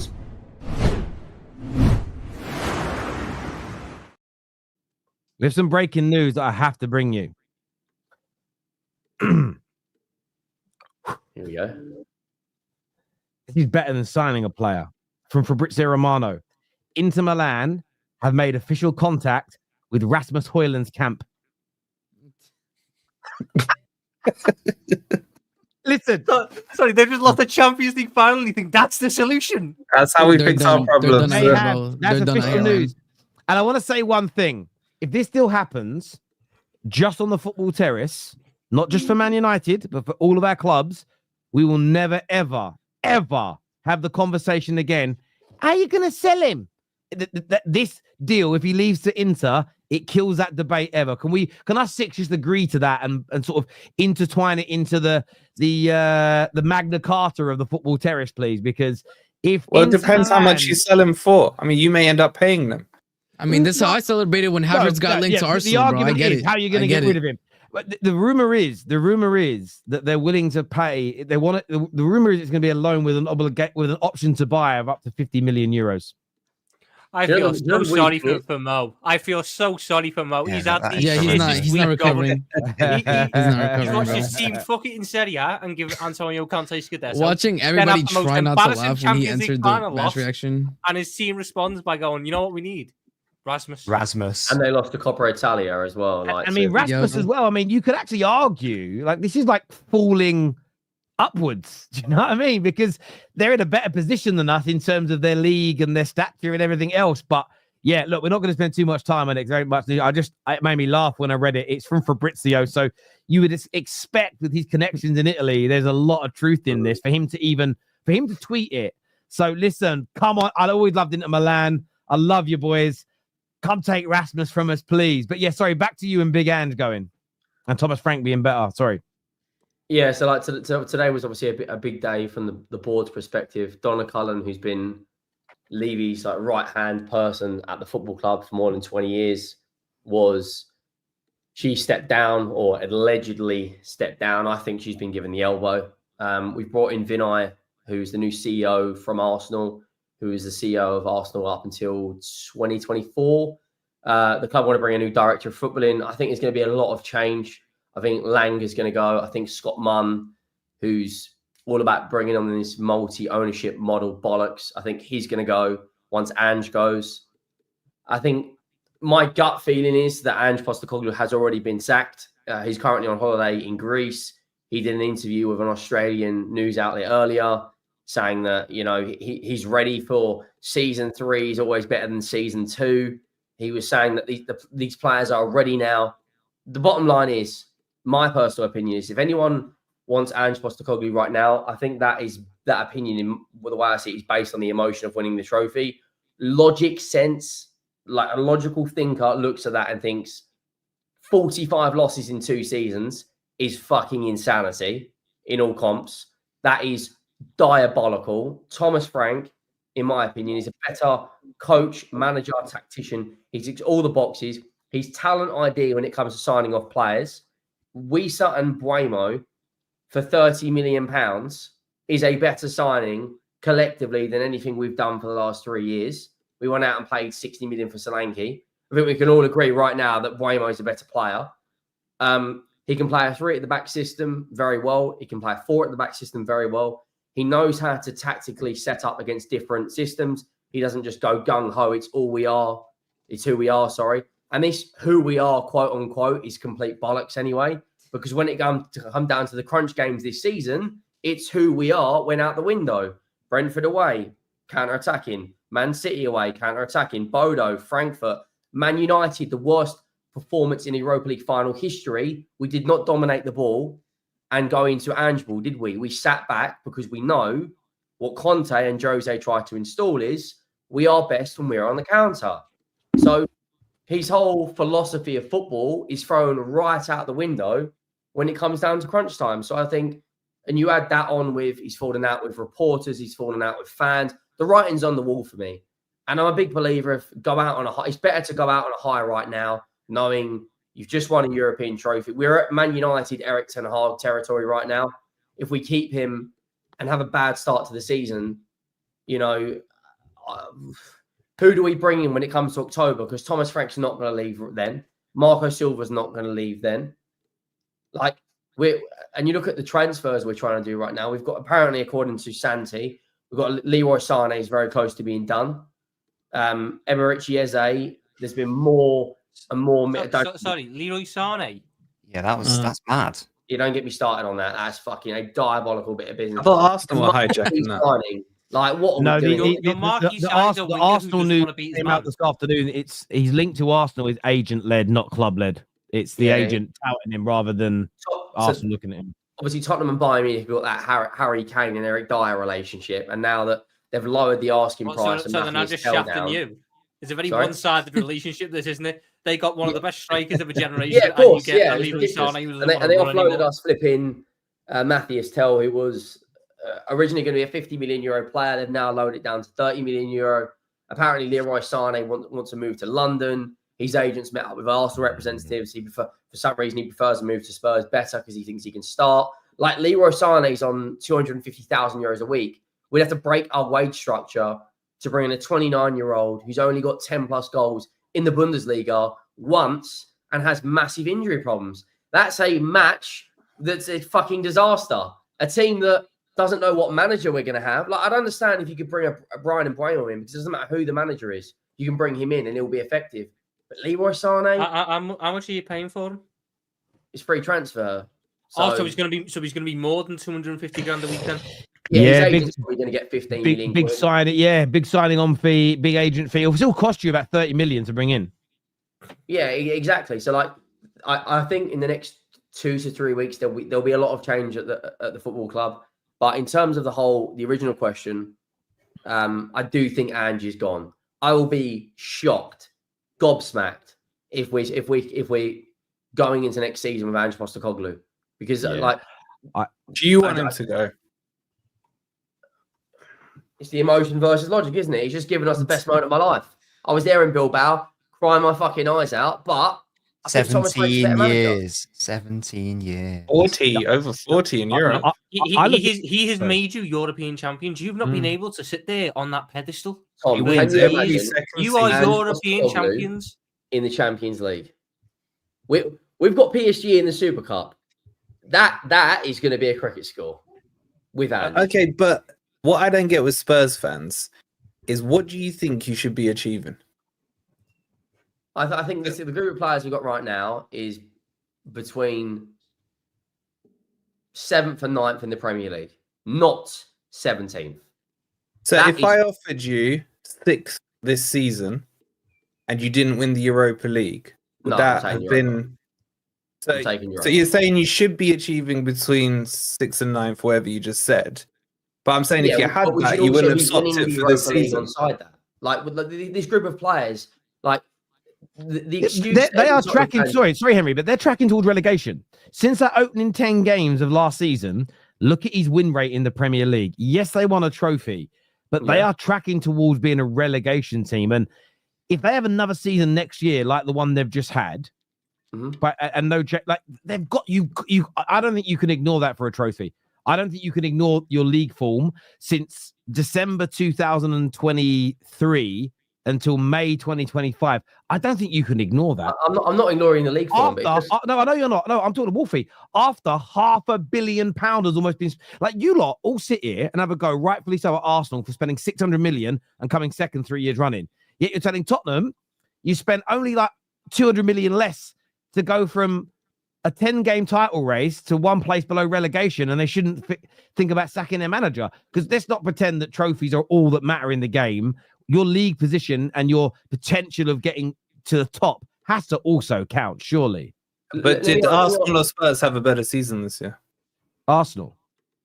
Most definitely. A better or more successful is a different argument, because people say Tottenham have, but they've had a more successful season. 20 years' time, Arsenal fans aren't going to remember finishing second, but Tottenham fans will remember that night in Bilbao. But let me ask a question to the panel in the chat. In a back four under Thomas Frank, is your doggy, Van der Ven, Romero and Porro better coached than it is under Ange Postecoglou? Of course, he's a much better manager. Yeah. No question. No question. Okay, but would he have been better? Would that be better coached under Nuno? Yes. Okay, so what happened when Nuno went to Spurs? He was given 8 games. Like, and he was a 14th choice manager. Do you know what it is as well, right? You've got to remember this as well.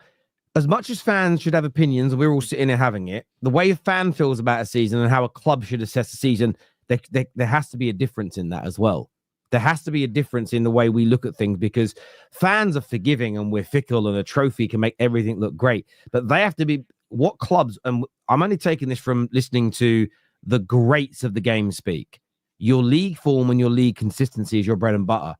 That is what you are. That is what most managers and most English top flight sides are judged on. It's a little different when you're in a one-horse race in Germany.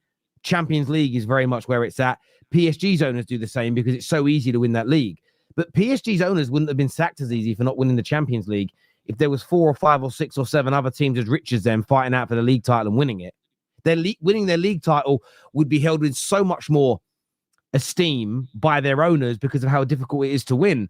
So in the Premier League, where there are lots of teams with money, lots of wealthy owners, lots of upstarts, and I put yourself in that category, you have to look at league form irrespective of trophies and assess that as well. I think we're just getting into this weird phase now of ignoring it. I mean, no one was going, wow, Wigan had the most amazing season ever when they won an FA Cup. They were forgotten about a year later. Forgotten about. But this is Spurs. You got to take into context the team you're talking about. This isn't a team that anyone expects to challenge for a title on a regular basis. As a Spurs fan, I think Spurs fans think they are bigger than they are, and they are better than they are. I'm not saying bigger than they are, but come on. I'm not saying you. I'm saying Spurs fans in general. They seem to have this. I agree. This whole thing that we should always be in a top 4 race, maybe challenging every now and again. Spurs winning a trophy. I've seen Spurs now win 2 or 3 trophies in my lifetime. That's it.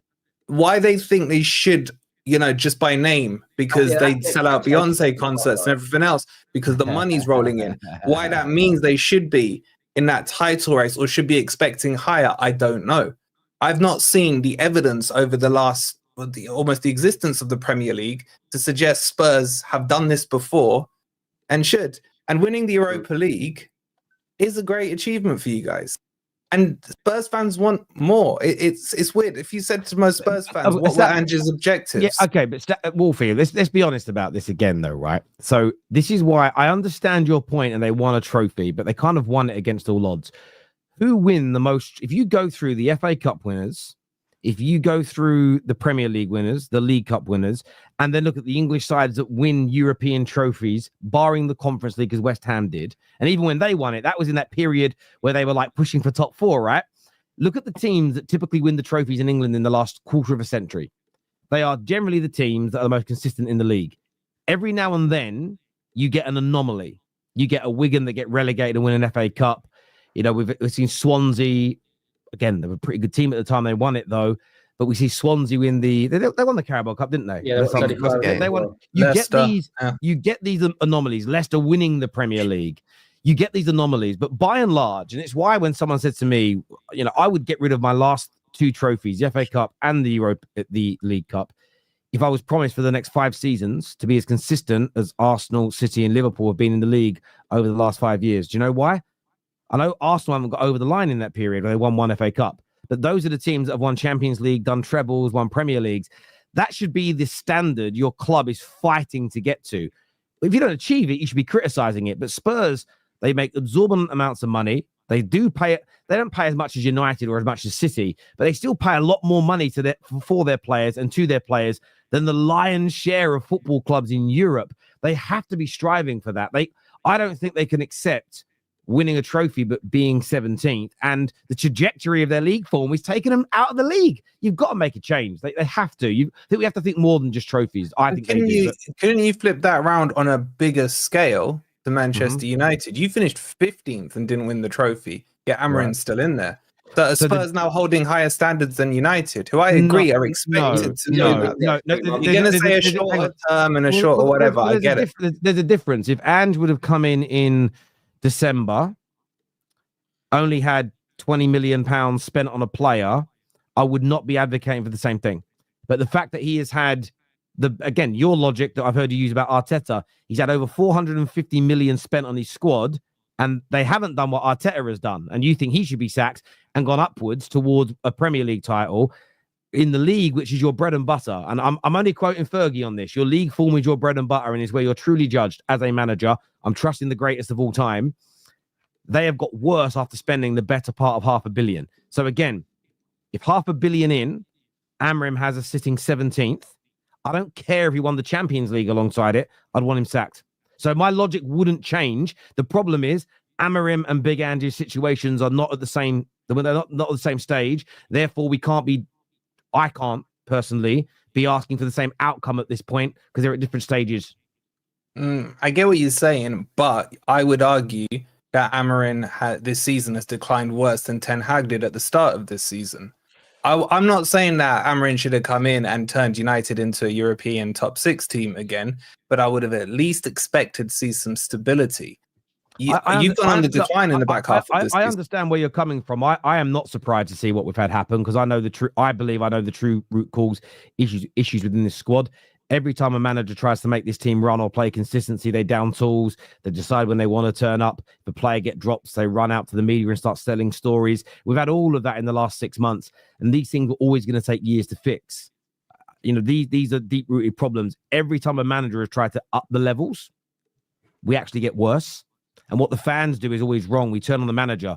Go, oh, he's a fraud. We need a better manager. Someone new comes in. Generally, first of all, they adapt to the players. It's okay, boys, I've got you. We start getting better. As soon as he goes, right, guys, we've got better and petered out at 4th and 5th. Got to go for that title now. That means fitter, stronger, work harder, run more. I'm going to drop you for less because you need to raise the standards. And they all go, fuck you, and start down in their tools again. So I'm not surprised to see it, but it's because the situation at our club, again, not every club's situations are the same. Therefore, not every managerial situation should be treated the same. You have to delve into the differences. And I think the biggest issue with Ange at Spurs, I don't think he's right for the way their club operates. They're never going to have one of the best squads in the league based on the reasons you've said. So they need a manager that's more suited to it. I think the way he plays or wants to play league football, he needs one of the best and strongest squads in his said league. And I just don't think he's a great match, you know. Let's do some of these super chats because we are running out of a little bit of time. A really good challenge, Wolfie. Love it, mate. Henry, do you think Spurs should forfeit the Super Cup and take a respectful 3-0 loss now? No.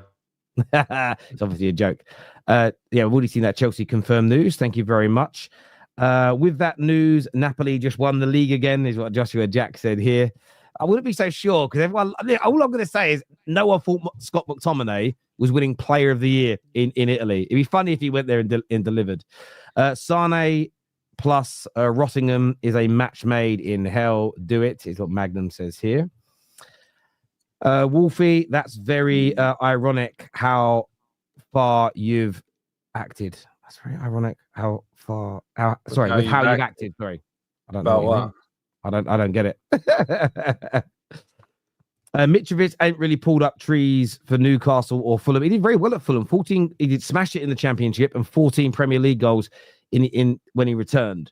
And again, like I've said, there's an opportunity to bring him in as a backup with Bruno going the other way. If we were able to land a better striker, I wouldn't turn my nose up, Nav, as a backup. 47 goals this season as well. I know it's in Saudi, but in 51 games. As a backup striker, I think he could do bits. Very quickly, because I don't want to run out of time, there's quite a few super chats on this. It's just funny how people think Sesko to Arsenal means Arteta has an imbalanced amount of power. Berta surely rates the striker too. I mean, that's the rhetoric coming out. But it's been said today, gents, that it's like universal approval to move for Sesko.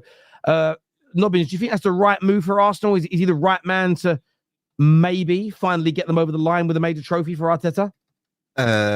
No, I like Sesko, but I think that he's not a win-now player. I think that he's a player that you need to be patient with. And Arsenal right now should be in a win-now mindset, with a win-now squad, with win-now players. So I don't think Sesko improves them to that point. If it is an upgrade in Havertz, if you think it is, I don't think it's a big enough upgrade to push them over the line. Much more work would need to be done. Not to say it's a bad signing in a vacuum, but with all the context of everything else at Arsenal, I don't think it takes them to Premier League champions, no. But Benjamin Sesko is not the upgrade on Kai Havertz that I've been told that Arsenal need this whole season. I've been told Arsenal are right on the cusp, and all they need, that Arsenal create loads of chances a game. All they need is this striker who knows where the back of the net is. Benjamin Sesko does not score at the level that Arsenal need to justify him being the guy picked, in my eyes. If they're after a striker, Kai Havertz does a lot of good work. Kai Havertz's problem is that he doesn't score enough. He loses confidence too much in front of goal. What Arsenal need is someone who doesn't lose any confidence in front of goal. If you give him 4 chances a game, he'll score 1. Kai Havertz will miss the first chance and then won't take any more. He'll try and pass after that. Sesko will have 4 chances and might miss them all. Or he won't get the 4 chances because he's not in the position where he needs to be. He's not read the game well enough. I think Arsenal, if they are on the cusp, as they say they are, if they are ready to take that next step forwards, a 22-year-old who might be what they need now in 2 years' time is not the way forwards. I think you almost need to be a little bit less forward-thinking and be a little bit more in the moment, because even though I've bigged up what City have done, it might take a bit of time for everyone to settle. Liverpool are seemingly going through a bit of an overhaul this summer. We're selling a lot of players. We're trying to bring in a lot of players. That might take a little bit of time to settle. If Arsenal are ready, like they say they've been ready, there is an opportunity this season, potentially. If they sign Benjamin Sesko and they don't get it, I have absolutely zero sympathy for them. I have zero sympathy for them because it'll be on their own back, I feel, that they haven't got it correct. I think they need to get a guy like a Victor Gyökeres or a Matteo Retegui. Someone who is a clinical finisher at a high level, will score a lot of goals. Not someone who has 13 goals. He's outperformed his XG by 3. Maybe there's something to work with there if we just put him in the right environments, he develops. No, you need someone who can pick up, put in goals. That's the way I see it, because you cannot keep kicking this can of, we'll get there eventually with this project, down the road another year, down the road another year, down the road another year, because players will stop following them. Players will start to go, you know what? I can't wait another year for this guy to maybe work out. I can't wait another year for this guy to maybe work out. Let me go somewhere where my ambitions are matched. Let me go somewhere where they are buying the ready-made, so I'm not waiting 2 years to finally get an honour under my belt. Because that will start to go through players' heads if they get a Sesko this season and he has the same problems and he's not ready and Arsenal faltered again. That has to be... And it still shows Arteta has the power. Arteta's still having the say. I know you mentioned it, Terry, about the narrative, but Berta was apparently the one rooting for Gyökeres. You've now got Sesko, who's been their boy. I mean, if Sesko was their boy, why didn't they get him in January? That would have helped. They had an injury crisis. If they were so set on him. Leipzig said no. So did they go in Jan? Again, I'm only going about what the journalists have said. We asked Ben Jacobs this on Friday, and he said that they went in January and they were told no. I'd still think this screams of Arteta getting the final say on it. And I agree with what Tom's saying. I don't think, 13 goals in the Bundesliga. Okay, he's not doing it at Bayern Munich, but you would expect him to come in and score goals. But if this is the guy Arteta puts his hat on, then you live by the sword, you die by the sword. He can't get any more chances if he messes it up this season. And it has to be a major for me. If I was an Arsenal fan... The only way they do this and would go and win the league title is if they bring in Rodrigo as well. But that's very, very unlikely. That'd be a lovely sign. Bring in another goal scorer alongside Sesko. What did you say? No, I was just say I thought that would be a very good signing. It's something that I didn't really say, but I actually think that a player of that position would probably be more beneficial than an actual striker for Arsenal. I know it's not a case of one or the other, but if you had to, I actually think that sort of play would be a bit more transformative. Well, yeah, because they have the pieces now where that squad can be moulded into a squad where the main goal scorers become the wingers. Saka can score to a good level. If Saka's given more responsibility to put it in the back of the net, he probably will do. But I think it's the worry with the left wingers that they're not consistent enough to match that. Yeah, a lot of Arsenal fans that I've listened to have said that that's one of the reasons why Berta and Arteta have agreed on Sesko, because he will bring the wide players into play more than a Victor Gyökeres will. But they need a 9. They need a 9. The wide players will get into play. You would expect someone like what's his face? Odegaard to be the one linking the wide players into play. Just get someone who's in the box who's going to score the goals for you. Arteta really rates Havertz, and having Sesko in, he can rotate them both. That's one of the. I think that's what Ben Jacobs said on. It might not be on your show, right? Yeah. It was on another one that if they bring in Gyökeres, where does Havertz go? If Sesko's there, okay, he might have a lot of talent. He might have more potential than Gyökeres, but I agree with what you're saying that they need to bring in someone who's win now. If they go into another season and they don't win a league title or another major honour, then more questions are going to be asked. But yeah, sorry, so is he being brought in as a backup then to Havertz? Well, I think Havertz will still be the number 9 for a lot of games. So the starting 11's not getting better. Oh my god! The depth will be because when Havertz what are we doing? He said Havertz will still play. Havertz will still play if they got in Gyökeres though. No, I don't think still a role for Havertz to have. There. You've got a 9 who scores goals. Arsenal's justification for not signing Gyökeres and picking Sesko instead cannot be, we still need to play Kai Havertz. Because I've been told for 3 years, who has said that though? Where has that been published? What about Ben Jacobs said it? Okay, I didn't know. I haven't read it. Ben Jacobs said, so he said he'll still play and be important, or will he start over Sesko? He said, well, I think his exact words were something like Kai Havertz will still have a very, very big role in this Arsenal team. But where is he going to play if it's not the number 9? He's not going to play in the 10 because they've got Odegaard and they've got Newry. He's not going to go out wide because that doesn't work. So it has to be the 9. I wouldn't be shocked if he did get played in 10 now at points. I wouldn't be shocked because he's just... what I can give him over Odegaard is he works harder and he's a bit more physical about it. So the way a lot of teams now defending a 4-4-2 with the 10 going up to the striker position alongside the number 9 and the wingers dropping back, that's what I could see happening with Arsenal at points. If Arsenal are up against a team that's got a very physical midfield, Kai Havertz drops into the middle to match them. And then they have the striker up top. I've got the quote. It was in the Athletic. Whoever Arsenal sign, Havertz is expected to start the season as first choice up front, and he will play a lot more games than many expect. So that's the quote.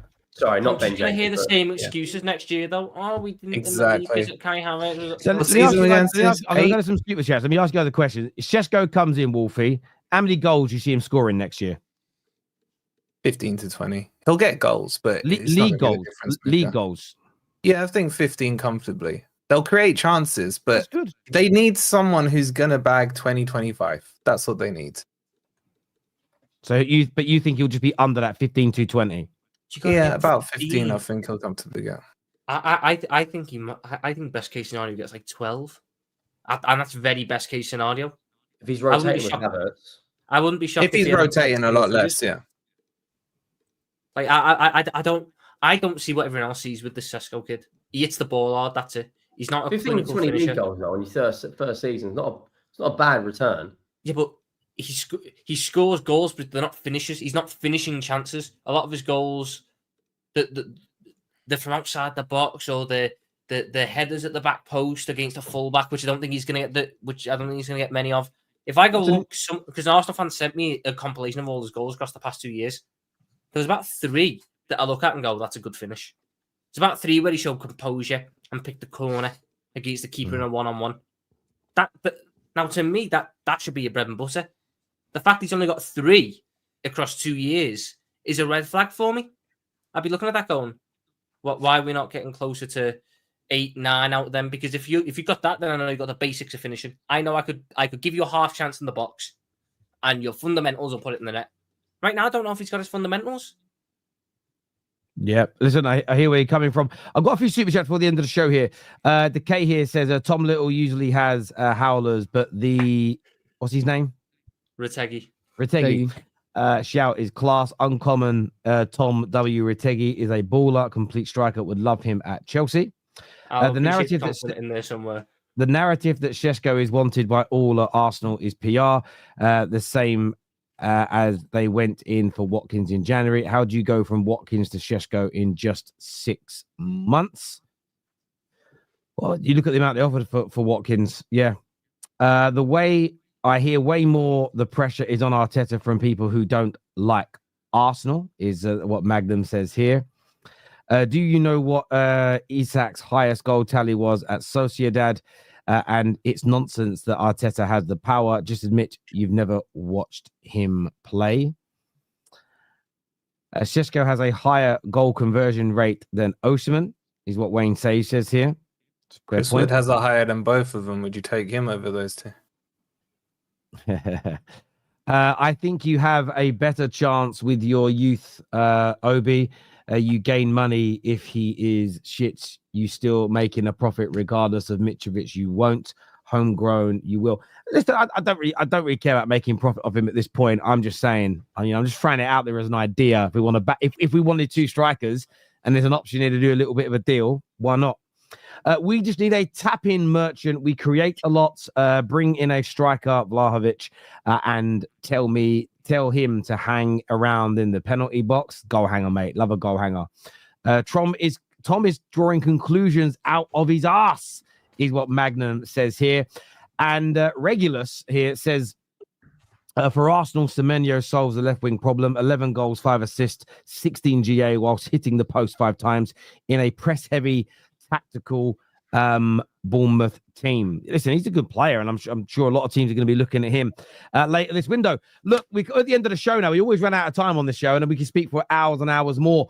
We are going to redirect you to Hassam's channel, so if you want to go and support him, please go and do that. I am live on the United Stand in a minute. In 1 minute, I'm going live on the United Stand. So if you want to come watch me talk Man United over there, please feel free to. Wolfie, Nobbins, Roberto, Tom, Henry, always a pleasure to speak football with you, gentlemen. Until next time, boys, take care. Goodbye, God bless, and we'll see you all again soon. Peace.